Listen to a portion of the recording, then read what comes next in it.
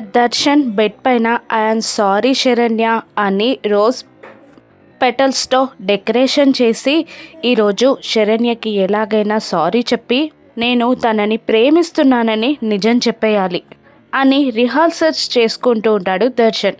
Saranya steps ఎక్కుతూ రూమ్లోకి రాబోతూ లహరి పరిస్థితిని ఆయనకు ఈరోజు ఎలాగైనా వివరించాలి అని లహరి గురించి ఆలోచిస్తూ శరణ్య రూమ్లోకి రాకముందే దర్శన్ నీతో మాట్లాడాలి లోపలికి రా అని దర్శన్ శరణ్యని పిలుస్తూ ఉండగా అవునండి నేను కూడా మీతో ఒక విషయం చెప్పాలి అని శరణ్య కూడా అంటూ ఉంటుంది. అప్పుడే ప్రీతి వచ్చి శరణ్య కిందికి రా అని అంటూ ఉండగా అది అక్క అని శరణ్య ఏదో చెప్పబోతూ ఉండగా సంతోష్ వచ్చాడు ఆల్రెడీ. రాను ఫస్ట్ అంటూ శరణ్యని లాక్కొని వెళ్ళిపోతుంది ప్రీతి. దర్శన్ డిసప్పాయింట్ అవుతాడు.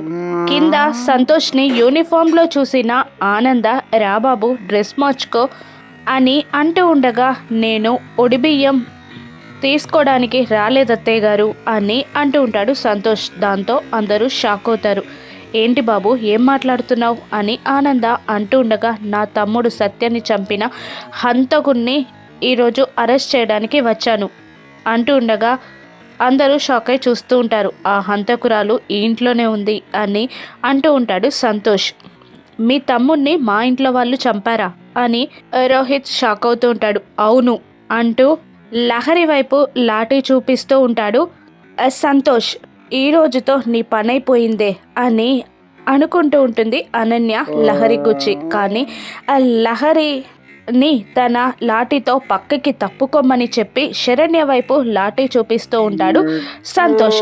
శరణ్య సత్యని చంపిందని అరెస్ట్ చేయడానికి వచ్చానని సంతోష్ చెప్పగానే దర్శన్ ఆనంద భైరవి అందరూ షాక్ అవుతారు.